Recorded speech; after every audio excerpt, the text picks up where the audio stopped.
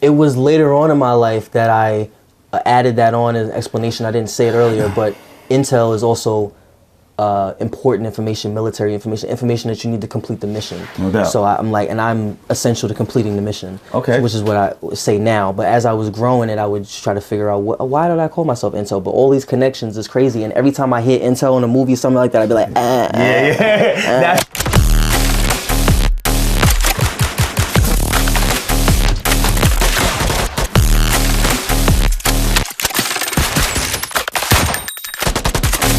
Riverbend, I looked once more.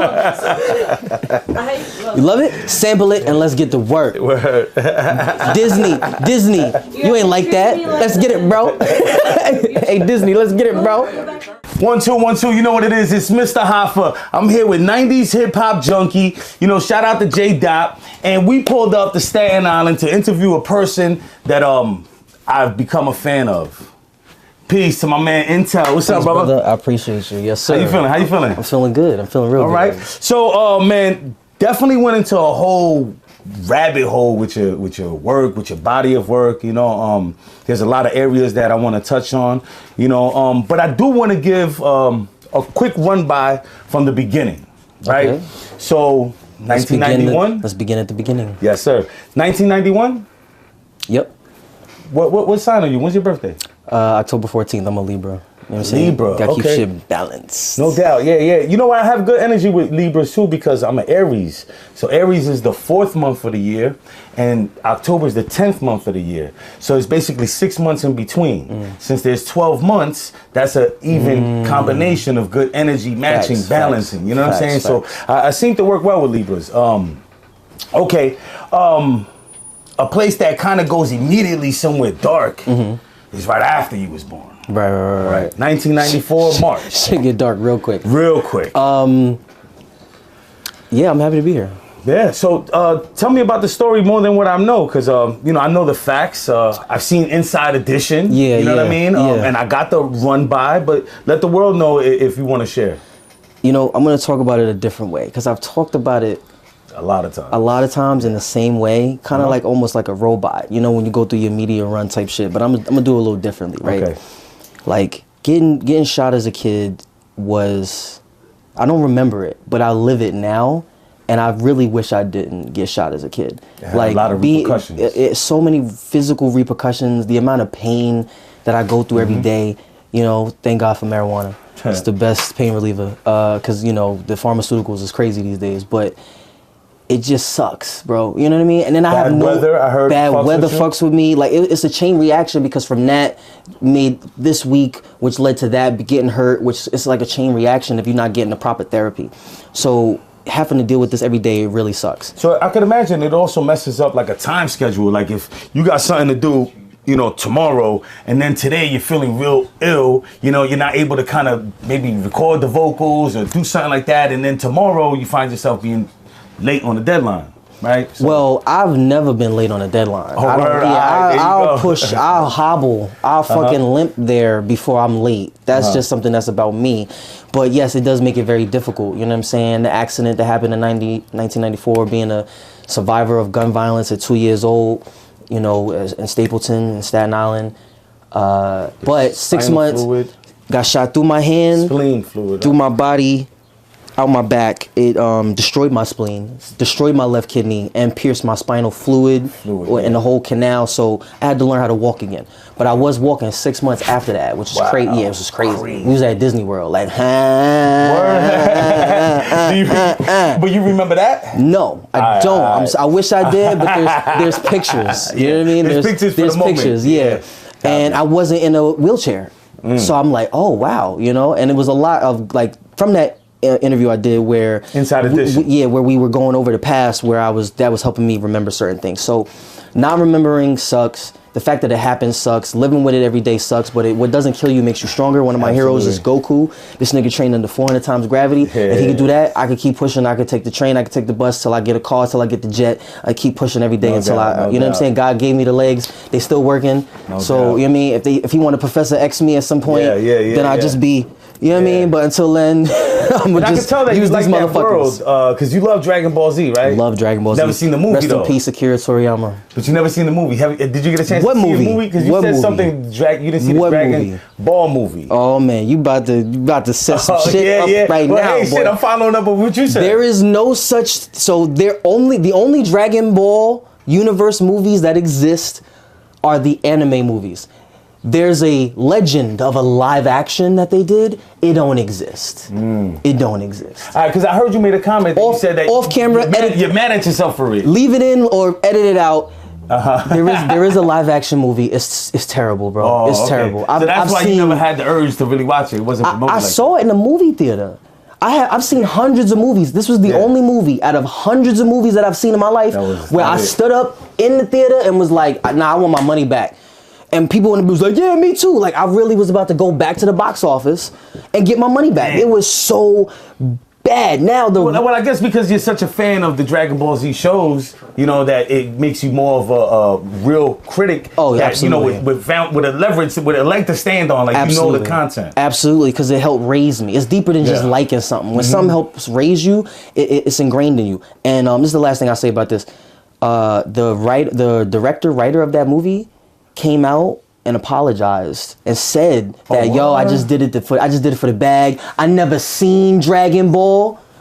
And they let him make that movie? That's crazy. Crazy, well, it's bro. basically how did he get his hands on the license to really put it out? Well, whoever had the license just picked him for whatever reason. Because of this. Because you can't get who you want. It's always somebody that can fill your slot. You know what I'm saying? But rest in peace, Akira Toriyama. Goku raised me. No doubt. All right. Now, you know, we'll be putting this out like, you know, late May, early June. But I know you went home in June. So this time right now, in 94, you was in the hospital. Yes. Yes. So it's crazy to see how somebody had gone through something like that as a child. Not even really being able to embrace all those things. Because, you know, some of them you don't remember. Some of them you could look back at memories, pictures or whatever. But, man, salute to you for being able to make it out of there. But, hold on. You just reminded me. This year is my 30th anniversary. Right, that's what I'm saying. That's why I don't know if you caught that. These Wu-Tang niggas celebrating their anniversary for their album. I'm celebrating my anniversary of being alive. Nigga. That's real shit. Fuck is up. Yo, but oh my goodness. So Thank you for that. This was released in the same time that you was in the hospital. Wow. Right, so this came out April 19th, 1994. So April 19th, 1994, you was in the hospital. Yeah. Smells and if y'all don't know like what that is, hold it up for them. That's the Shaheem Pass It Off single that came out in 1994. Yeah. The fact that you still have this shows who you really are. No Shout doubt. out to Absolutely. you, bro. Absolutely. Yeah, man. So this moment was a very crazy moment in your life. Absolutely. This moment right here where this came out. Absolutely. You don't have no memories of the music that came out in that era, right? You can look back at it. Nah, I could look back at it, but I have my earliest music memory is like Lauryn Hill. Oh, okay. Miseducation? Miseducation, Lauryn Hill. My mother bought that album. She was playing it all the time. My brother produced 4 songs on there. Wow. Played the drums. Wow. The buckets. So y'all might have known Chocolate Jerry, who plays the buckets. Sounds familiar. He always came up in Times Square playing the buckets. Wow. I know. I've definitely probably seen him a couple of times. Yeah. Wow. So he did the drums for the shit with Zion, with Carlos Santana.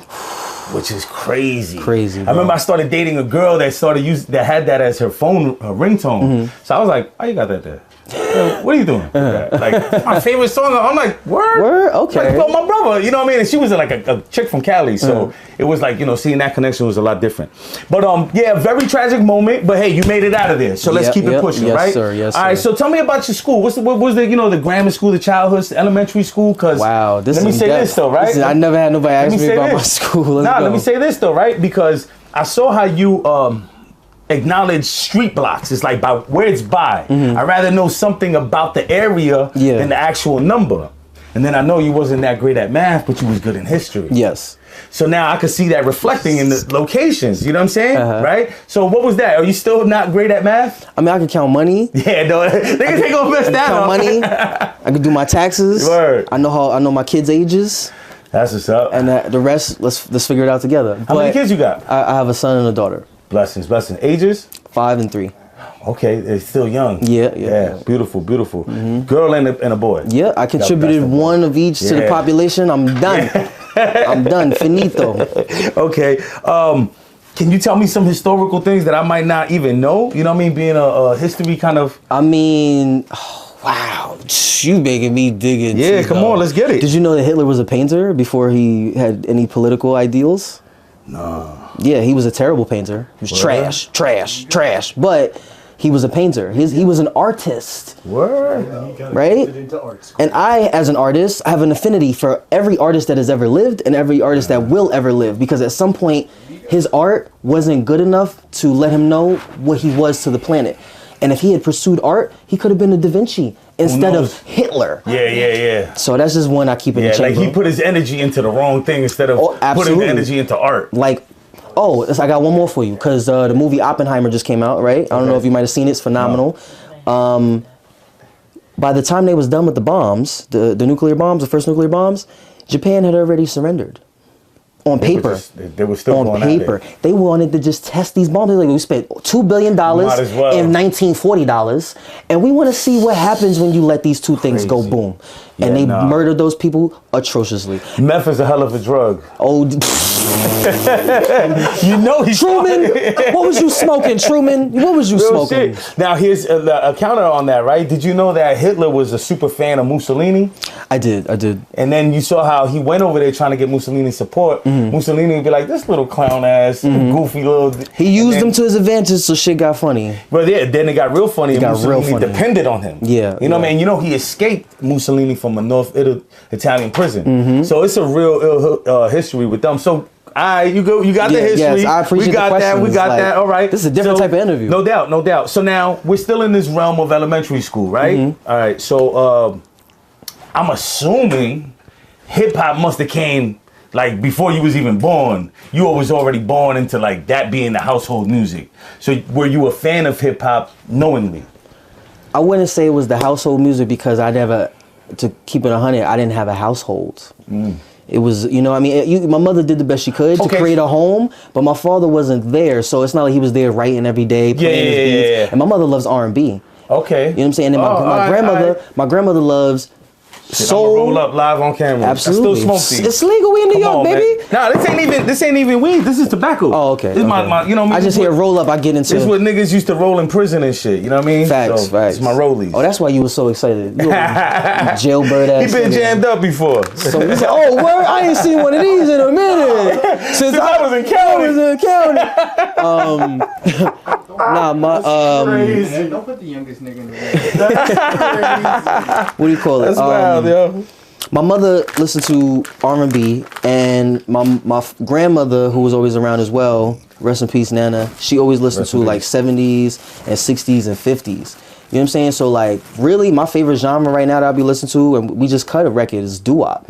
Word, I heard that. Like, I really and immediately I was like, all right, you got a different idea with song selections, and beat selections. I caught that too. I try to keep an open ear. But when hip hop started coming is when the Wu really started to blow up, and it was on TV and like people was playing their music everywhere in the streets. Now that's when we're immersed in hip hop. Yeah, but that's also when. Yeah, but you was also what 2-3 years old. Well, remember '97 Wu-Tang Forever. That's what I'm about to say. When is it that you think that Wu-Tang got on TV? Because I don't remember. I know he was on TV before that. All right. As early as '92, but as early as '89. Oh right, with RZA. But okay, keep going. But I remember. I don't remember 100%, but like my mother did have the '97 Grammy. Like when they went to the Grammys, right? And that was '97. Yeah. They went to the Grammys. She had that on. I didn't really understand the scope of what I was watching. Right after Big died. I think it's right after Big died, so it might have been '97, '98. And but I remember, that they was at the Grammys. You know, I don't really remember like the speech until later on when ODB did his thing.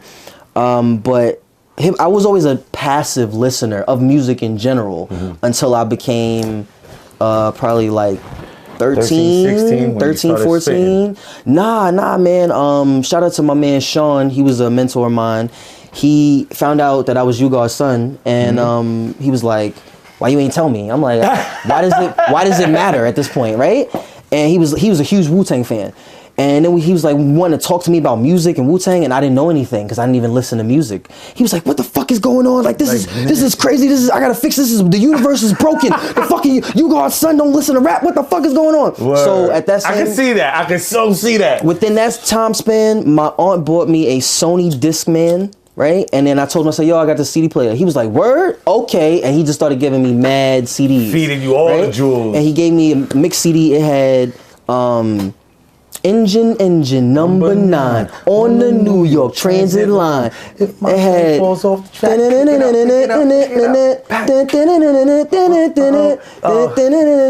Smooth. I reminisce. And then track 3 was Protect Your Neck. And that was the first time I actively listened to Wu-Tang. And then like after that, I was you got that memory to experience, to remember that experience. Because I remember hearing the music like, yo, what is this? What are these sounds? Like, what the fuck? They sound so good. I just feel so good. Wow. Right? I'm like, yo, not even the girls I was crushing on at the time made me feel as good as the fucking hip hop I was listening to. Word. I was like, this is crazy. Would you add that to that shit just being in your bones?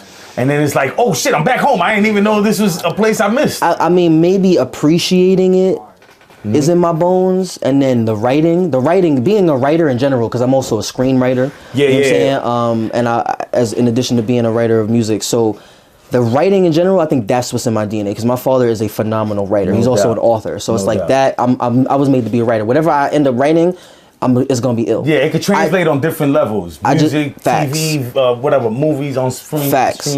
I just happen to end up doing most of my writing in the music world the last 15 years. So, perfect segue into saying, when did that come into play, the filmmaking? Because if y'all don't know, you know, is it safe to say your government? You like saying your government? I'm out here. I'm public. Right. I'm a public entity, icon, commodity.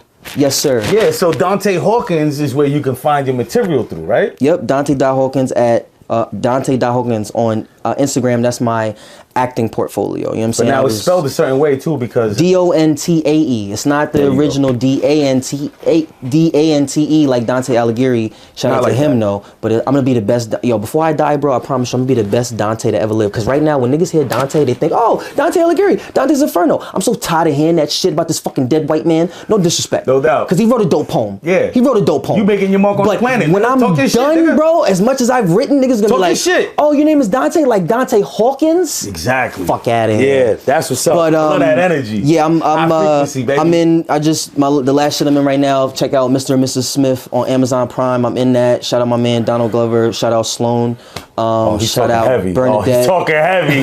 He's talking heavy. These are just the people that gave me an opportunity and saw something in me that maybe I don't see in myself and put me in the position to do the best I can. Great opportunity. When I remember, I gotta say what I gotta say. Absolutely. So we're still in the young age, right? Right? We're still kind of elementary. You're getting, a knowledge of what your family did, about, the movies you're being introduced, right? So at that age, you learn how to cook. You know how to make good sandwiches, bro? Bro. Do you know how to make? Because I heard two kinds of sides, bro. I heard some of the sandwiches might be not good, and I heard it real good. My sandwiches are so fire because I put a level of dedication in. Some niggas just be slapping shit together. I put a level of dedication in sandwiches that's crazy. And also my mother, once, she would give me like the regular bread sandwiches, but one day she just decided to toast that motherfucker. I ain't never going back. I ain't never going back. And if you get a sandwich from me and the bread ain't toasted, smack the shit out of me, cause something wrong with me. Shit. Nah, but my sandwiches is fire. If you hear it different, especially, I know you talking about that other nigga's a bitch ass nigga. Tell that nigga he need a haircut. Tell that nigga he need a fucking haircut. I noticed that too. I was like, all right. Tell that nigga he need a haircut. It was working, letting the hair grow, right? So if y'all don't know what we're talking about, this brother, there was an interview between Dante Hawkins and iNTeLL. So how the fuck does that happen? So you ended up letting your hair grow out, right? Shape up. I don't know if it'll let it grow out. Like sometimes it'll be broke weeks where your hair just gonna do what hair do. Yeah, yeah. So I said, but let me get creative with it. But then you consciously cut your hair and sat down and hit the whole fucking Nutty Professor, type energy where you was able to talk to yourself. Right? Yeah, I thought, let me see if I can pull this off cinematically. Yeah. Because I had the idea in my head and I was like, you know what, I'm always trying to like do what I can with the resources I have. And that just required me, myself, and I. So fuck it. You know what I'm saying? Tripod, like, do it yourself, take all the time you need. Word. I like that. That was super creative. Thank you. And it showed Thank you me for watching side. that. Thank you for watching no that. doubt. It was entertaining. Thank you. Know what I'm you. saying? Thank you. That's the part where I was like, nigga, where this nigga come out with like a British accent? Yeah. I was trying to practice that and flex that to show any, because sometimes a casting director will jump on YouTube and the algorithm might just favor you that millisecond. Yep. And it pops up on their shit and they see, oh, he doing accent, oh, he could do this, oh, he look like this with hair, oh, he look like this with hair. So it's a lot to give them to see about you visually. The character, real quick. Casting type shit. And which also leads me to saying, that leads me to also seeing and appreciating why you put out content, videos on YouTube, showing casting calls, right? Where you auditioning, I should say, audition tapes. So what was that? Was that the same process going behind that? Like, yo, let me display my acting? I was going through my old shit and I found some shit that I didn't get. And I don't think that I don't even know if that shit even made it into production. So I'm like, okay, I think it's safe for me to throw this up on the YouTube, and then if not, they'll flag it and they'll take it down and it's fine. But in the meantime, let me show niggas what I could do. All right. That was from the era of, during COVID, niggas had to do self-tapes. Where you just in front of the camera doing whatever you do, right? But that's really not how it's supposed to do, because before that I was going to auditions. I was going to perform in front of people. In person. And that's what I prefer, because acting to the camera is different than having a person to really vibrate off of. Well, again, here's another view on that. Good that you was able to have the mind frame to transition at that moment that the world was forcing everybody to go into. During that quarantine moment, you didn't stop and you used... Oh, yeah, I had to keep it pushing. Exactly. I got Law & Order during the quarantine. I got MASH. Well, not MASH. You did Law & Order? Yeah, I'm in an episode of Law & Order. So you know SVU? Uh-huh. Stabler? Okay. He got his own universe. All right. I was in the episode of his universe. All right. So it was an honor. I love Shout out to Sean Breed, who just appeared in Word. Shout out to Sean. I just seen him at the THC event, the Shaheem event. You know what I'm saying? Crazy. Salute. And that's where we met. Correct? Right. So shout out to Shaheem for always, like what that shit say. Pass it off, you know what I'm saying? Like, he definitely is one of them good brother energies that, been helping me get in, positions with certain things. I did the Urban Latin Awards last year because of him. When I found out he was at that cypher with Biggie and Pac. Oh my God, the 95 freestyle? Because I grew up lit, bro. I grew up when I had, remember iPod? Of course, you remember iPod, right? I had an iPod Nano and I loved this shit. And I downloaded, it was either Napster or whatever site, I downloaded that freestyle with him on it. So it had everybody that was supposed to be on it. It wasn't just Biggie. Version too. It wasn't just Biggie and Pac. Mr. C. So I'm listening to all of it and I'm like, yo, who is this kid? Like, who the fuck? And then later on I found out and I was like, yo, it's fucking. Then I got a chance to meet him. Then the love that he showed me. Then we did a record together. So like, that's definitely family. No doubt. And what's one of the ill things too? I think I'm the only person that ever did a chopped up video displaying the 95 freestyle. You know what I'm saying? Like, from the only thing I wasn't able to get to do was get my man in the beginning, Scoop Lover, because he didn't have enough content for me to pick from. The only thing he really had was the Jay-Z song with Shaheem, Old Dirty. You know what I mean? So so now before we get off of the cooking thing, I got a segment called Crooking too, which is Crooks Who Cook. I'm the hip hop chef. I do jailhouse recipes. Oh, that's fire. So crooking, you know what I'm saying? Fire. Crooks Who Cook. So before we get out of there though, I saw you got a video where you was making bacon, pork bacon. God. Come on, I gotta put. What was that? Did the Spanish chick have you so turned out? She had you eating bacon, nigga, and penin? So what happened there, bro? Spanish chick is right there. You're the one. You had him eating pork. No. Oh, I heard the voice. I was like, yeah, gotta. You know why? You know why I eat pork? Because my father wasn't there to stop me from eating pork, shit. Nigga. That's why the fuck I eat pork, nigga. That's crazy. That was hurt. That's the rebellion. Where's the lie? Hey, shit. I take responsibility. I definitely shouldn't be eating swine. I'm trying to get rid of it. I don't really eat the other pork products, but bacon is the last devil that I'm trying to get off my back. That was a short film I did because I just wanted to do something cinematic. And again, easy. It's my my grandmother's kitchen. That's what I was in there. I was hungry, and then I had Then you thought about it later. It was like, oh shit. I had the narration. I just added the narration on top of it to bring a different type of element to it. You know what I'm saying? Because she speaks Spanish as well. So all right, that's what's up. All right, so now we're getting. I can't believe you watched that. Yo, he really is doing his fucking homework, bro. I'm not doing it. I don't want to do no more interviews unless the interviewer has done this much prep, because like otherwise it's embarrassing. Man, this is phenomenal. I'm a fan of the culture, brother. I appreciate it. So it's not even like I just heard somebody say like, what do you do on most of your time? He said work. He said, well, what do you do for fun? Work. You know what I'm saying? Like, it's just a part of the culture. Word. There's no stopping it. Word. All right. So now again, all right, we got through the young childhood, the very crazy dramatic shit that must lead into postpartum. PTSD.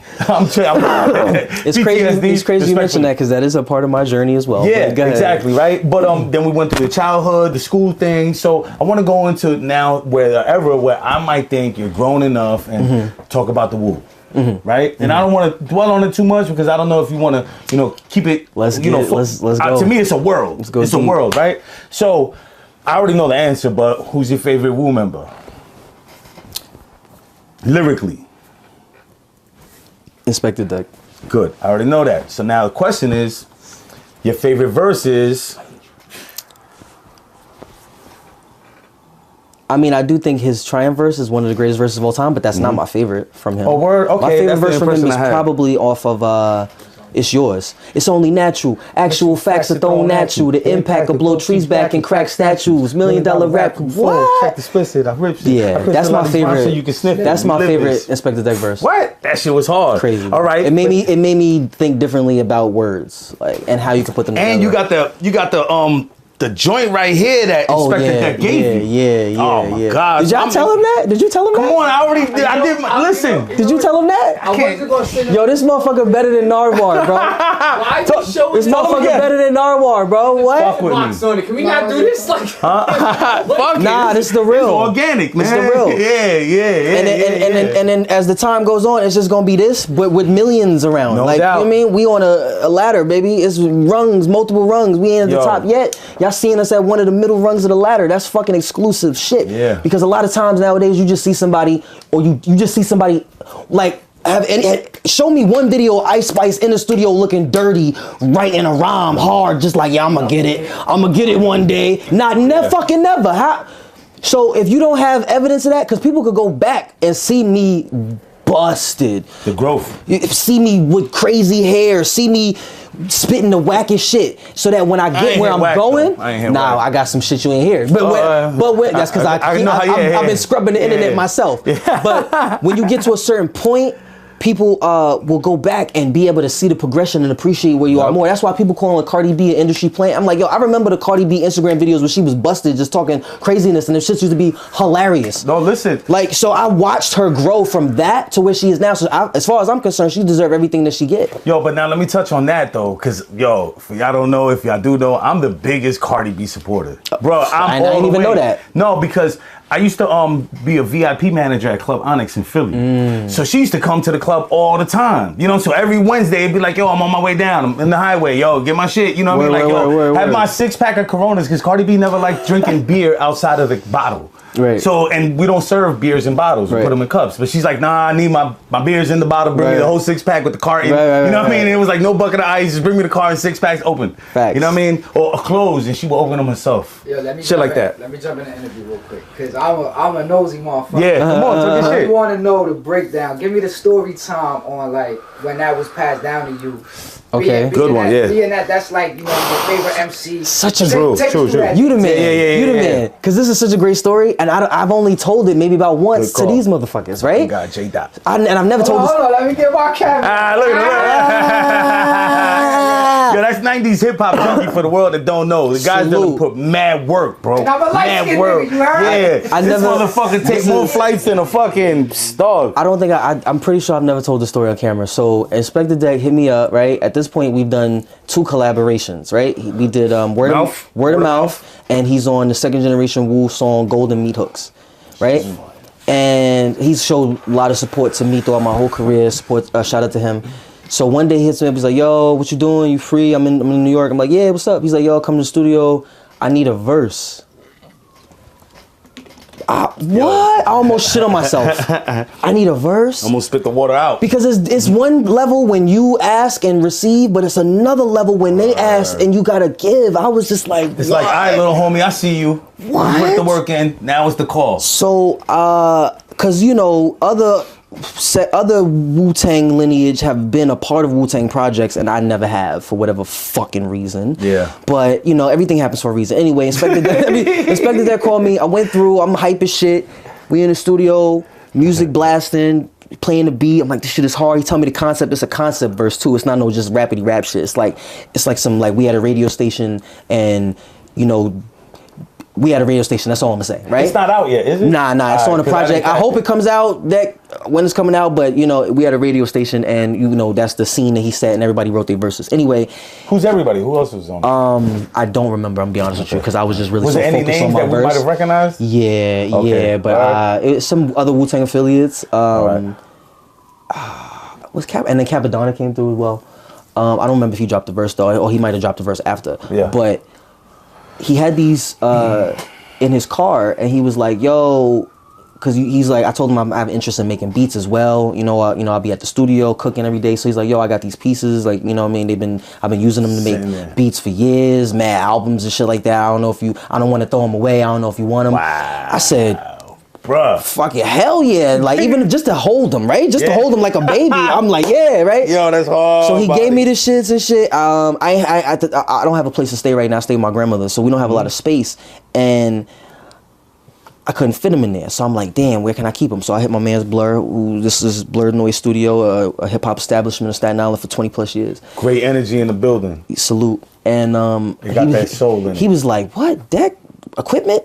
Beats? Nigga, get in here. So they currently live here, but eventually when I I get my own spot, I'll probably put them up, in my space. Okay, favorite Wu song. Oh wait! Before I get out of there, hold on. I gotta say this because I gotta respect Deck too. My favorite 2 songs of all time is "Keep Your Head Up" from Tupac. His poetry on there was just like the way he connected with the audience that he was talking to in that conversation was definitely he walked them. But then my other one that's just as equal as that "Keep Your Head Up" song is Deck's verse on Cream. It's been 22 long, hard years, I'm still struggling. Survival got me bugging, but I'm alive on arrival. I'm alive on arrival. I'm alive on arrival. Double entendre. Like, people want to do complex schemes where they say a whole bunch of words to get you to the point, and like the art of it though is how much can you fit in one line. Yeah. I'm alive on arrival. If you saw that on a wall, it would make you think, I'm alive on arrival. What? Arrival of where? Alive? I'm already alive. Arriving, like, just... Or on arrival, on an op. You know what I'm saying? Like, in that terminology, that's why I said double entendre. Bro, you know I'm a little fried. So, yeah, that verse has so many... I'm alive on arrival. Oh my God. And I was today years old when I just got that, bro. Yeah, because that's the oh my God. Even crazier. Crazier. And then you know what I noticed too, that sometimes even as an MC, I'm alive on a rival. I'm done. I'm done. You definitely fucked my head up, bro. Like, bro. Yo, real shit. But that's the part too about sometimes even being an MC, you create something and then don't even realize you was in that dimension. Facts. To be with intelligence to combine that, and then later on be like, oh shit, I just said 2 things at once. I love doing that. I love when that happens. That's what I love about music and writing and hip hop. That's what I love about music and writing and hip hop. Like, you could have one intention and then someone could hear it and give you a completely different synopsis on it. No doubt. And teach you about your own words, teach you about your own art. Like, oh, I never really looked. Oh, that's word. Especially if you're writing from an emotional place, you could be so focused on one thing. But if you're a poet, it's gonna naturally you're gonna speak in metaphors and similes and doubles and triples. You're just in your bag at that time. That fact. Just in your bag. Facts. All right. Were you ever in a Wu-Tang video that we could recall? As a kid, during that era. I don't think so. All right. Were you ever in a session that you heard that you was there as a kid? You know what I mean? I remember being at the studio once or twice, but I don't remember any. I can't name any classic records that might have been made around that time or what was going on. But it was definitely. It was so much going on. Early. You couldn't pinpoint. It was album one. It was album one. It was 36 Chambers around that time. Yeah. So that one you was definitely as a baby. Yeah, like, he must have. My mother must have had to work that day. He must have had to babysit that day or something. Like. All right. Now growing up in the circle of the whole Wu, do you have any memories of all the affiliates, whether it's Sons of Man, Killer Army, Brooklyn Zoo, Black Knights of the North Star, Royal Fam, GP Wu, memories of meeting them? Or just being around? Nah, you know what I mean? because what happened to me... what's the connections from what are your memories to what are the songs that you have with some? Because what happened to me, the accident, I was kept sheltered. I was just kept at home, so I wasn't really raised in cul-de-sac too, right? Yeah. I wasn't around the studio sessions, the writing, the touring, none of that. They kept me from all of that, so I didn't really meet any of the affiliates until I started doing music, and then we started building and doing records and so on and so forth. I see how that makes sense. Yo, you know what's funny? Because I heard there was a joint that you got. That you say y'all have the same lingo with Timbo King, Grind God, Find God. Yeah, so is there a connection with those? When did I say it? I think there's a song with you and Meth on it. That's on the hook? Yeah. Yeah, they came up with that hook. I just wrote my verse, so there's no connection. But, when you are aware and in tune with the Almighty, you're in tune with the Almighty. Exactly. You're in that dimension, y'all in that bag, and it made sense. That's a dope record, too. Record with Meth. So Meth is literally your uncle. Yep. Right? So him and your father were both with two sisters that were your mother and your aunt, right? Yes. All right. So that's the dope. So now, I'm going to get into there in a second. The other connection, what I had was, okay, I don't know if you made this connection, bro. I'm going to fucking head up with this one. I'm ready for All right. Why did you choose the name iNTeLL?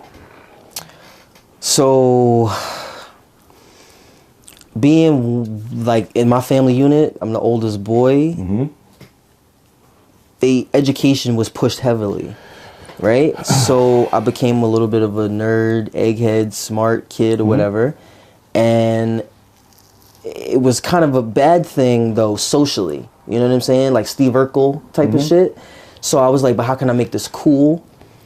And I was gonna call myself, once I started rapping and look for a rap name, I was gonna call myself Intelligent Black to try and incorporate some like black power with the historical and knowledge. I'm like, I don't know if people want to really hear that, you know what I'm saying? Yeah. But I wasn't aware of like the other type of artists that are doing that, that people do want to hear that. And make it look cool. So eventually I settled on Young iNTeLL. I said, let me shorten it. If this was the young era, everybody was young this, young that, young this, young that, you know what I mean? And then how foolish we were because we grow up. You know what I'm saying? Bow Wow. And Lil Bow Wow. We take the youngs and we take the Lils off eventually, except for Lil Wayne. He probably do it because he's the original Lil. Yeah. No, he's not the original Lil. You got Lil Kiki, Houston. You got other, little niggas. But he's also they got platinum records? Lil Kiki in Texas, you in Texas, you go platinum on Texas alone. Lil Kiki's a legend though. Lil Kiki is a legend. I'm not denying legend. That. I'm just saying everybody know Lil Wayne. Yeah, no. But the levels that Lil Wayne took it to, nobody has. Like Steve Jobs ain't invent the smartphone, but like. Yeah, he took it to another level. You know what I mean? What if Drake was talking about Lil Kiki on that song? Hey Kiki, no, come on, hey yo. All right, well here's my breakdown of your name. I'm listening. I don't know if you peep this, and I could tell. I don't know. You must be holding out, or you never heard of this. So, on the Sons of Man album, the first shall be last, and the last shall be first. Your father's on there, right? Do you know the record? Not off the top of my head, but if you played it. Okay, so here's the record. Intellectual, rhyming professional, bring all the ladies in our directional. Intellectual, rhyming professional. That's his bring verse? all the ladies. That's his chorus. So the song is called Intellectuals, featuring God on the Sons of Man shit. And my company is called Intellectual Entertainment. Boom. So then I start feeling like there's a thing going on there with that history right there. Intelligent noise. Right? That's wild. Wild, right? So now let me show you something else that's kind of wild. It was meant to be. Yeah. I almost changed my name a couple times too. Word? Because he told me it was whack. He told me to my face it was whack. Well, that was his perspective, you know what I mean? I'm glad I didn't. Yeah. I spent years So then on now iNTeLL. I was doing research on, you know, you and the whole situation, and then they play this. He can see Sierra, she's crying, talking about it's not her fault. She tells him they was just outside having a good time, like, you know, everyday stuff. All of a sudden, two guys start arguing, and then the argument turned into a shootout. And next thing she knows, his son ends up getting shot. And she does tell him that the guy she believed that was involved was going somewhere with it, watch. Shotty or whatever. So you guy goes to his homeboy, gets intel on this Shotty character, and he says his homeboy Carlos knows exactly where he's gonna be. So they end up setting it up. All of a sudden, we see the phone call being made. Carlos gives them the intel that, hey, Twice. boy, Shotty is So I'm like, you got- damn, there's this word intel that's an energy that revolves, you know, your father because it reflects on you. It was later on in my life that I added that on as an explanation. I didn't say it earlier, but intel is also important information, military information that you need to complete the mission. No doubt. So I'm like, and I'm essential to completing the mission. Okay. Which is what I say now. But as I was growing it, I would just try to figure out why did I call myself intel? But all these connections is crazy. And every time I hear intel in a movie, something like that, I'd be like, Now you made that name now. Word, Yeah. All right. Knowing your name is Intel. Can I get any damn intel on what happened with the Wu-Tang secret album? Can you tell me anything about that record? I heard. I mean, I know the superficial things.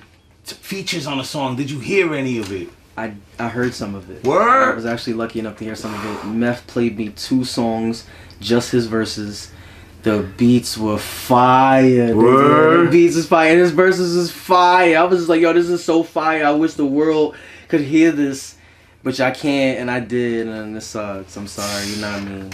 Man, that album has a lot of. So to be one of the few people that got a chance to hear it because Meth played it for you, bro. That's wild, bro. Do you have a favorite song that you can remember? Any I didn't bars hear that all you know? of it. I just heard 2 tracks and just his verses, so I only heard maybe about 2 minutes of the entirety. Okay, so you heard some of the in the process of making. I definitely. This was years ago. I don't remember any of the bars, but like I told you, it was fire. It was Meth in prime lyrical form, and the beats. He's always have a prime lyrical form, the though. The beats were like Wu-Tang, but just harder. It's hard to explain. Like if RZA and Derringer had a baby, like it was crazy. Yeah, with a little Alchemist. It was fire. I'm telling you, bro. This whoever got it, like, yo, leak it, bro. Are you crazy? I think the fact that this shit ain't been leaked is crazy. Oh no, somebody did Leak it. Yeah, leak These it. niggas Right? don't care. These niggas don't. They got that money has been spent. That money has been spent. Leak it.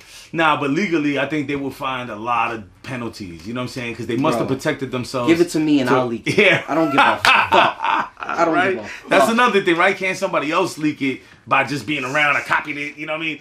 Shout out to Culture Freedom. Peace. Anyway, Culture Freedom did my first logo ever, and it had the Wu-Tang W as the E in intel, and I kind of just ran with that because at that point I was rapping for a couple years, and I didn't tell nobody that, you know, I wasn't leaning on any type of Wu-Tang anything. You know what I'm saying? Selling CDs in high school. You're really shit. making your own bones. And I'm like, yo, and at the same time, I happened to be working on a project that was Wu-Tang sounding because all these European producers were sending me their best RZA interpretation, which some were fire. You know what I'm saying? Some was fire. So around that time, I'm like, okay, this logo works with this project. Let me just combine it and then go with that, right? And then shit started to just snowball. So, because I get a lot of flack for like people being like, oh, why you wear that Wu-Tang shit on your sleeve like that? The niggas don't do nothing for you like that. Like, oh, why you so heavily like Wu-Tang invested? One, because it's a family thing. Wu-Tang is bigger than the men.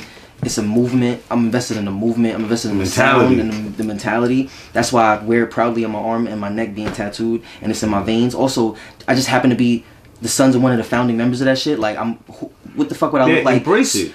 Not embracing the shit. If this was medieval times, it would be on my shield, it would be on my sword, the hilt of my sword, it would be on my crest. No doubt. So why the fuck not in 2024? And if anybody got a problem with that, you can SMD the big way. That's hard, yo. That's hard, buddy. I respect that answer. And more to come. Shit, man. Wu-Tang logo is one of the most tattooed logos in history. Shout out to mathematics. Shout out to mathematics. All right, so your sound of music, right? Sonically, as far as you don't sound like nobody from the whole tree, right? But the energy, or at least the feel that it gave me, was from a certain, I could only compare it. Like when I was talking to people about who you are, I was like, yo, bro, this nigga's nice. This nigga's nice, son. Yo, he's this album, Wu-Tang, nice. And niggas were like, word? Word? My man Kabu, shout out to Kabu. And I told J. Littles, I was like, yo, it brought me to this album. And niggas, and I'm not telling you the album yet, right? But I told them the album. So they're like, nigga, you serious? You know what I'm saying? And I'm like, yeah, bro. And you know my body of work. I'm saying that with substance behind it. So if you had to make a comparison, who would you compare your body of work to be able to be in that energy, right? Because, you know, Ray's album brought you into the, you know, on the block energy, right? So whose album would you bring into that energy? I gotta pick an album or an artist. I would say pick that in a body of work. Well, would they both be the same of that artist having that body of work? Nah. Nah. If I had to say an album that like would, well, let's say the artist first. Say the artist. GZA. Okay. GZA. And what album?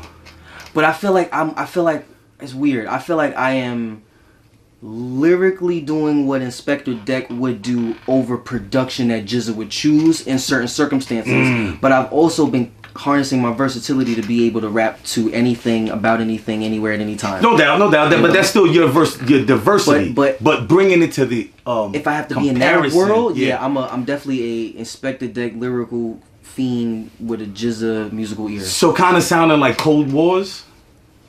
Yeah. And a little bit of that. What album was that? I don't remember. Liquid Swords. Oh, that's a Liquid Swords. Okay. All right. Do you remember Liquid Swords, the album? I haven't listened to it in a long time, but Shadowboxing is my favorite. Shadowboxing is definitely one of my favorites. Dula the Iron Mike. The production on that album is crazy. Wow. This is beautiful. Show the people, man. Beautiful. Shout out to GZA. He just did a show at Sony Music Hall. I was supposed to go, but I had to work. Doing a regular bitch ass 9 to 5. Feed these babies one day. Yeah, feed the babies. Do this 9 to 5, 24/7, 365. This is incredible. Do you have a cassette player? Or this is just to have? Yo, I got the Radio Raheem John. Oh, that's fire. Yeah, I got the big John. That's just in the closet. You know what I mean? These are, you know, I haven't played them in I don't know when. You know what I mean? But a special technique of shadowboxing. Yeah. All right, so now we see, and I was right.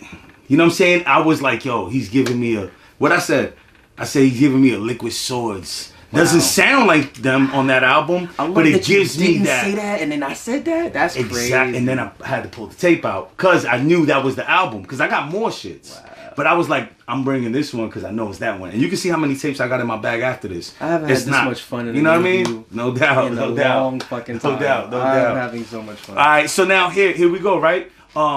I saw the Inside Edition thing that you did, right? And you was wearing a shirt that said nostalgic, right?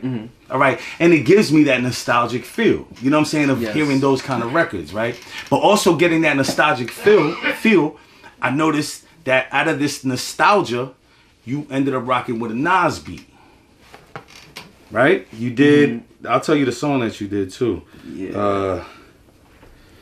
Never Gonna Stop. I thought I took those off the internet. Never Gonna Stop. Nah, but I was entertained by that one, right? Because you got the light skin bull in there, the white boy. He really listened to the old joint. Yeah. Oh, you know you got to rock with him, man. Come on. Yeah, it was a lot of Nas was a huge inspiration to me growing up, and then like downloading beats from LimeWire. Sometimes they weren't always labeled, so you didn't always know, you know, because I don't think I knew that was a Nas beat. I just liked it, and I was like, whack MCs. I gotta live for this shit. I gotta fucking just go crazy, and that's what a lot of the beats I would. Because sometimes I got a 50 Cent beat. One time I got 5 on it. Loonies, and I didn't know that, but I was like, oh, I gotta rap over this, so I was rapping over that. Yuck Mouth is the nasty MC. OD. But I'm amazed that you listen to that. But you know what that song gave me the impression of? It's like, all right, obviously your name is iNTeLL, right? So your cadence, and then I was able to do a comparison of work, right? Not Sonic, of the GZA Liquid Swords. So I was like, yo, this kid comes through with intelligence. And I say this kid because I think at that era he was in the early 20s, you know what I'm saying, right? That song, 17. Maybe. 17. Wow, so that was fresh off the scene. Yeah. But then that song, again, you said that you were sheltered. So then hearing that song, and that doesn't mean that you wasn't witnessing, but you know, you mentioned that, you know, you're a little sheltered, you know, you did your studies and you was into what you was into. So the energy was also on that record gave me like, and then you said the outfits, right? You was in a frat. So then I was like, all right, I could see this music working in that college circle kids. You know what I'm saying? Oh yeah. With the visual diversity of having a white boy on it. Being a rap artist definitely helped my popularity in college. In high school, niggas ain't really give a fuck. You know what I'm saying? Because I wasn't rapping the shit that they was living or they wanted to hear. Mm-hmm. I'm rapping the shit that we got to take tests on and shit. They be like, nigga. Yeah, that's not trying to study? Or you trying to rap? What the fuck? So, when it's weird, right? Like, nigga, what you mean? You picking something over hip hop? Like World War II, nigga, turn the beat up. But when I got to college, it was lit because there weren't that many of me. You know what I'm saying? When you a big fish in a small pond, it's nice. You know what I'm saying? Sometimes, but then. Fucking LL Cool J's son just popped up out of nowhere and became the most popular motherfucker on campus. Oh, on campus? I'm about to say I never heard him rap. No, he rap. I mean, I don't know if he raps publicly, but he was on campus and he became the campus rapper, right? I was tight, boy. I was so tight. So then I tried to be cool with the nigga, and he was just like, your dad is not really as famous as my dad, so I can't really shake your hand. You're not Diddy, son. Like, I can't really shake your hand. So after that, I was like, oh, word? Wow. Cool, I mean, it's no beef, but I'll never forget that, nigga. Yeah, it is what it is. Bitch ass nigga. Nah. It's all love. Positive energy activates constant elevation. Facts. Yo, so, you know, what I noticed again when I mentioned, you know, your father being on the Sons of Man album, Intellectuals, right? You have an album called Prodigal Son. And Prodigal Son is one of the Sons of Man members. Is there any connection with that? No, that's another. Someone told me that after it was already out. I was word. because I didn't really. I'm not. I call it the Wu-niverse. Yeah, right? It's a lot. Where you have the Wu-Tang family branch, and then you know all the affiliates and extended family. There's a lot of music. Yeah, a lot. Right, and I've gotten to some of it. You know what I mean? Like shout out to a lot of Dark Man, Killer Priest, no Timbo King, Timbo. Knife Prince. I've gotten to some of it, but it's a lot of it that I haven't gotten to. Yeah. But at the same time, are these niggas listening to me? Do these niggas know my catalog like that? So we get to it when we get to it. You never know. I hope they do. That would be great because fuck, let's work. But because you know, I'm not gonna lie, I keep it 100. I've been a little salty over the fact that the Wu-niverse fandom will show more love to an extended affiliate in the Wu-niverse than they will to myself or any other second generation Wu. It's like, why isn't second generation Wu on whatever, get the same bookings at the same venues that the extended Wu-niverse gets? So what I would say about anything about that, right, my point of view, I would say that if you came out with records during the prime or a certain era of the Wu-niverse, that's the one that people end up gravitating to more, because after a certain era there was so much material and some of it was kind of what some people might have been like, well, this is totally off of what Wu-Tang sound is organically like, you know, where it was probably good music but it was different than the sound. So catching that window of, you know, the mid-90s is like, oh, you came out or part of that era, you dropped the album when RZA was on fire for them 5 years. Facts. And that becomes the shit where people go for bookings. Facts. So I would think that be maybe something. I totally agree. And what I say to that is the music that second generation Wu has made and can tap into that sound. I know then, you know, it's not like that hit nostalgia feel, but these venues also book new artists and up and coming artists. So it's like, all I'm saying is if you're gonna tap into the Wu-niverse for an affiliate, because if you can't afford the whole group, you're gonna tap into it for an affiliate. You can also extend a hand to the second generation Wu. No doubt. You know what I'm saying? We Absolutely. just as ill, if not iller, and we need it more than they do because they've been rocking for how many years? So now playing Wu-Tang is for the children. No doubt. So now playing not the niggas, the other niggas. I'm sorry. But playing God's advocate, right? I would also look at it as like, shit, we gotta extend the hand and reach out. You know what I'm saying? Because that part too. That would have been. I would be way less salty if any of if this type of energy was coming from the originals, or if it was coming from anyone in the Wu-niverse that was like, you know what, damn, the guards ain't really kind of looking out for the second gen like that. You know what? I'm on tour around the world at least 2-3 times a year. Let me go scoop 1 or 2 of these niggas up, or let me give them an opening slot here, or let me, you know what I'm saying? There's zero communication. So it's like, I feel entitled to feel exactly how I feel, right? I'm not gonna speak ill on no one, because you know everybody's out here grinding. Everybody's out here. Everybody out here is nice. Figuring it out. I don't want no smoke. You know what I'm saying? Unless niggas want to smoke. But I'm just voicing how I feel as being the nicest nigga in Staten Island that's trying to expand and go beyond. And it's hard when nobody knows who the fuck I am or that I even exist. Because I when I question myself late at night, I don't question my ability. I question when people are gonna open their eyes and ears. You know what I'm saying? Because if I'm whack, I'm whack, I'm whack. If I'm whack, I'm whack. Definitely not it. But give me a shot to prove whether or not I'm whack. And the only way we can do that is by getting my music in the most ears as possible. And then the people will decide if this nigga stays or goes. Yeah. But to keep niggas under a certain level because they don't have a certain amount of streams, or they don't have a certain amount of money, or they not doing this, or they not doing that, or they don't got this, or they don't got that, it's fucking crazy, bro. Like, the amount of talent that's below the fan, like the super duper line, is immense. It's immense amount of talent out here. It's a lot. But again, man, just standing on that side, because I totally understand you actually live this situation that I'm just thinking about. You know what I'm saying? So it's a whole different perspective. I appreciate it. But I'm gonna be genuine. You know, I'm gonna keep it funky with you and just state my opinion. And as an OG, you know what I'm saying? Because I got some years on you, and there's things of my wisdom that experience a difference in point of view. Absolutely. And you know, mine will only be like, yo, sometimes it's like, fuck it, let's reach out to these people ourselves. You know what I'm saying? And let's connect. Like, there's a lot of people that I know, and my circuit and my connection to people are so away from what theirs is, and they probably don't even know how to get to them unless I was the mediator of having that mind frame. Like, nigga, my Rolodex on my phone is large. Like I was telling you about, you know, booking the homie with some lyrical shit. We don't gotta say names, but I was like, knowing the club shit, I could reach out to one of these niggas that knows them, that knows them, that knows them. Let me tell you something about you, brother. You a rare gem, right? Appreciate you know what I'm saying? I don't want to say last of the dying breed. You a rare gem because you the first. I'll fetch your boy. You the first person that I've come across that's really like giving me this type of energy. You know what I'm saying? At this age, you know what I'm saying? Because I started at 18. Now I'm about to be 33. It gets harder and harder to meet people like you as you get older and older. Appreciate that. You know what I'm saying? Appreciate and that. if I looked older than I do, it might be even harder. But thank God I look motherfucking 21. Talking shit, nigga. You already know what it is. All right. So look, the song that you got with Bro, where y'all going toe to toe like it's a battle. I think his name might have been something with Drew. Drew Guns? My man Drew There you Guns? go. Yeah. That song right there, bro. Oh, verbal sparring? Yeah, bro. Yeah, we went crazy I saw how y'all bro. was really, feeling like it was like, yo, this is a toe-to-toe battle. Even though y'all had y'all shot-to-shot performance scene, you know what I mean? Y'all still was going toe-to-toe, and Homeboy went in. You know what I'm saying? He freestyled that too, one take. What? Yeah, he don't write. He freestyles everything. He got a whole freestyle album that I produced.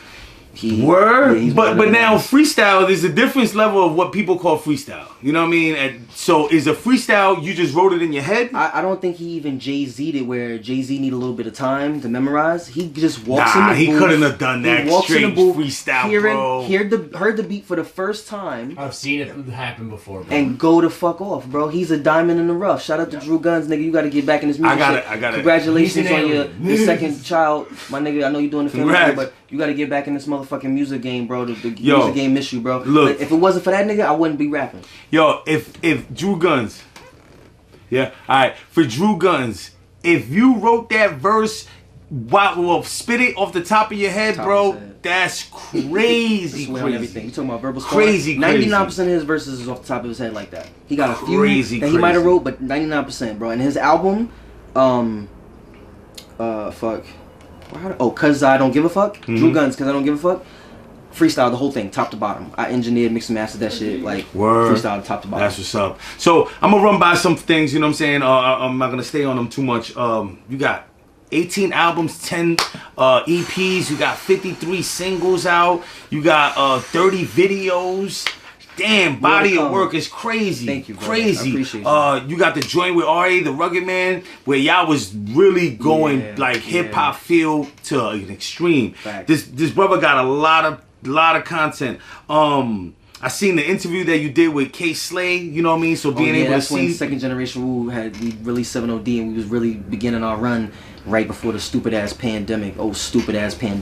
So another crazy body of work of just working with the Second Generation Wu. For those that don't know, Second Generation Wu consists of Ghostface's son, Sun God, right? So the first record was me, Sun God, Supreme, which is Ghostface Kid's, Power, which is Meph's son, and Young Dirty, which is the son of Old Dirty. But that's just the music. Second Generation Wu is all direct descendants of the original members that created Wu-Tang Clan.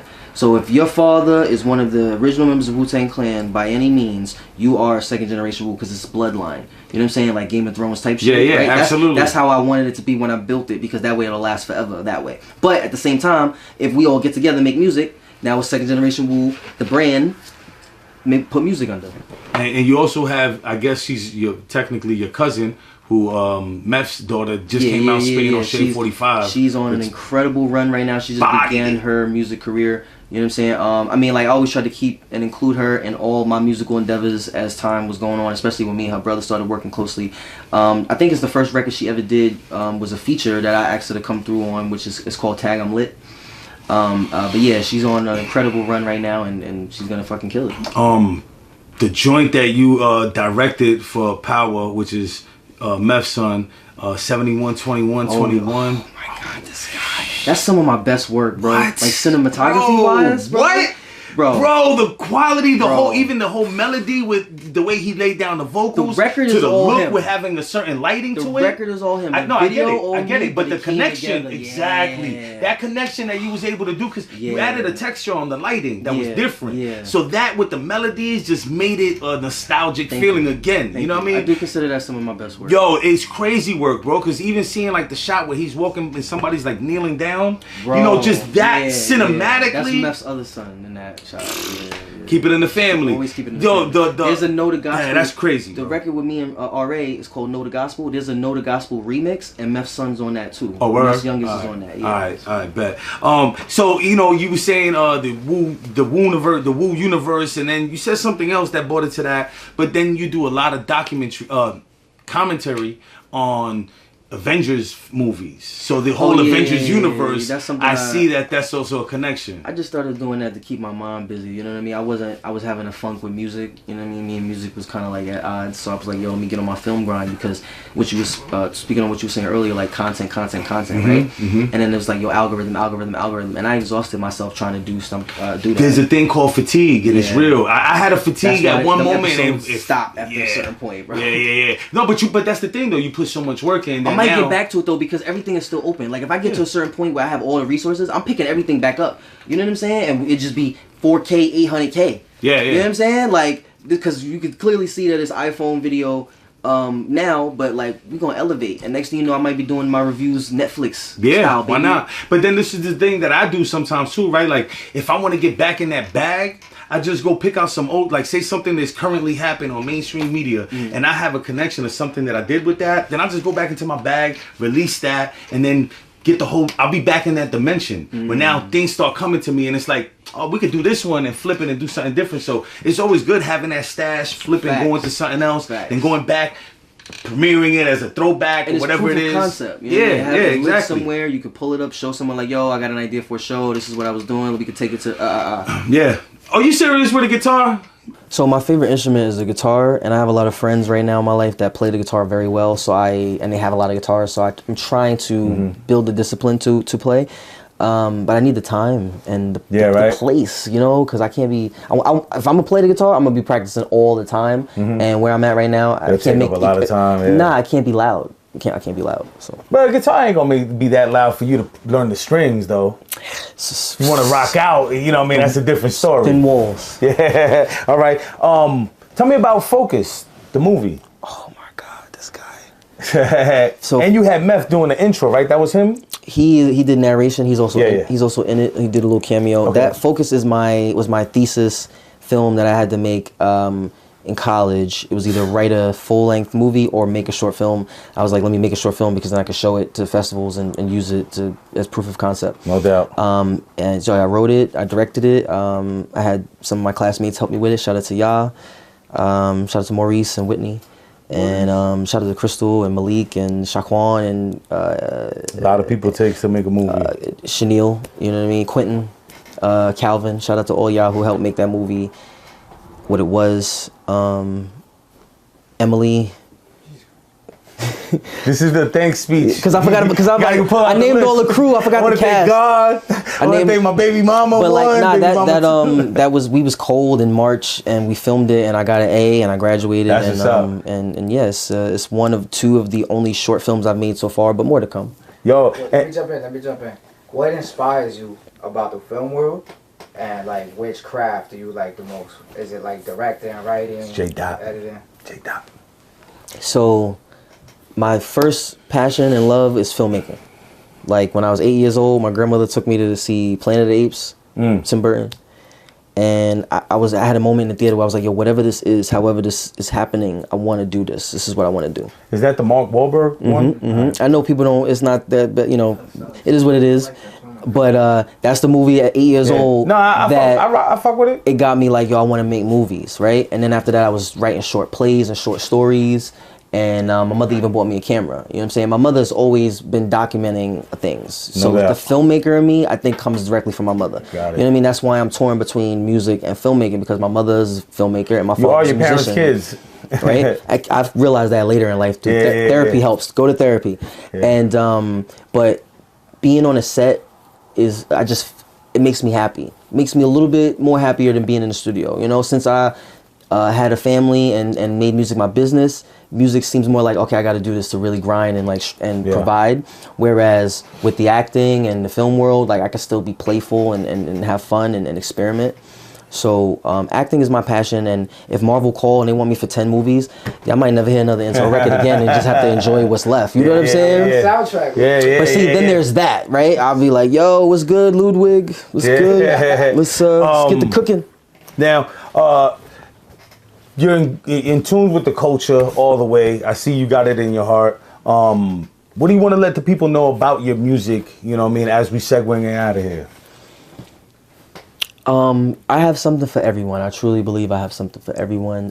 Dive in, you know, like a good novel or a good series with 10 seasons. You just, you know what I mean, get some popcorn, get your boo, get a blanket, and just binge listen to me, because I promise you, you're going to come out of it wiser. You're going to come out of it happier, because my music is high vibrational and highly intellectual. But over the last couple of years especially, my musicality has gotten better. So it's not like I'm just lecturing you. It's stuff that you can actually dance to. I got bops. I got bops where after you listen to it, you know shit that you ain't know before you heard the bop. How many people was making records like that? Yo, and that's why I told you I want you to work with my man Dice the Hook God. You know what I mean? Because he has that high vibration. That name is fire. Yeah. So and a balance between your super lyricism, but here, let me give you your flowers too. What I loved about it is that even on some records you've concentrated on using melodies, right? Because you know that you're giving so much lyrical content that you're gonna give it a little, you know what I mean? Get that souffle, you know what I mean, Bobby? One piece of advice my father gave me that has stuck with me my entire life is always give him more. Always give him more. So, what's your favorite verse from your father? These rhymes you digest through the RZA console. Ask why slam non-diagram pole. Raekwon dropped the bomb, hunchback. Notre Dame, blow the norms is bronze. Buddha palm, hit Quran and blow the stream. Mean stream for the team, supreme team. America's dream team, redeemed Vidal Sassoon. Chrome tone to the bones like Al Capone. Wig blown off the ledge by the alleged. Full-fledged, red scissor edge. Won't those of my ferocious handheld. Trigger cut, acapella spitting shells. Paralyzed, you can touch. And critical mic cords. Hanging like umbilical cords, those swords. 5-star general. Raw be the quote, rap style, sword throat to the fully operational handheld talk. Don't forget the How many niggas ending the verse with That's one of my favorite Wu beats. Yeah, with the wars. Yeah. They slayed that. And Cap just they slayed that. Cap's verse sounded real organic freestyle. See, I'm not doubting him, but Drew Gunn seemed too well lyrically put intricacies. You gotta see Cap it. went off the head and the energy. I gotta see it. But if you do, super respect it, nigga. Once I see it, I'll start spreading that word, because I'm organically be a fan of the process. You gotta see it. Like Speaking of my father, he Glide off his first album is also crazy. Him and Leatherface. I got that shit is crazy. But my favorite song by him is Soul Dazzle. Soul Dazzle? Soul Dazzle. So need a taste. I was just playing that the other day. Like, okay, so now a perfect way to go into this segue, bringing you into the world of hip hop trivia. Are you ready for it, brother? I don't know, but let's fucking go. We're about to go into some hip hop trivia. And you know I do my research. You do. So, you do. I'm a little scared. Got him. Look. Let's see what happens. Be confident, brother. You got this, baby. You got the intel on it, brother. Let's go. You already knowing is half the battle. Facts. Because I know you. I see you like, you know what I mean, the Transformers, G.I. Joe. Knowing is half the battle. Let's go. So, who produced? Oh Lord. The record that came out with the dopest video, in my opinion, for your father as single material, which was Bizarre. Right? Where he had the whole Batman suit on. Homicide? Nope. Fuck. Nope. Oh, wait. Can shit. I get another guess? Yeah, come on. I'll give you 3 shots. Matter of fact, keep trying. Who produced Bizarre? He was just at this event, right? For You God. Who produced Bizarre for You God? The video, he had the, you know what I mean? Yeah, the bracelets, I just played it for them the other day. You know what I mean? In the superhero outfit. Yep. Was it Deck? Nope. Oh, all right. I give up. All right, it's the same guy who produced Breaker 19, Clear the Line, Can You Read Me? Shortest on Time, MCs, Prepare Alert, This Will Be First. Large Professor? Nah. Shout out to my man from VA. I've known him for like 30 years, Bink Dog from One Shot Deal. He produced 100 Hustler. Definitely didn't know that. For Jay, I Got Love for Nate Dogg, Don't Leave Me Girl for Blackstreet. Shout out to him. That's one of my favorite songs by my father ever. And that sample, the way you flip that sample to make it sound like he's saying, "Oh, you God," is like, that was one of the illest things that I think a lot of people went over people's heads because he's not saying, "Oh, you God." So it's like, yo, this song is incredible song. Incredible. All right. Knowing that you said your favorite Deck verse was on It's Yours, but you also mentioned the Triumph verse, right? I Bomb Atomically, right? All right, right. What other place did Deck spit that? Because it was before I know, but Triumph, I don't remember, and he had leaked it on something that didn't get that same notoriety. Fuck, I don't remember. What was that? Oh, I don't remember the name of that record.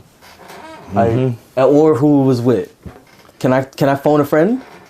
Oh, this nigga wanna phone a friend. Can I phone a friend? Come on, you get one call though. You know? What's the record?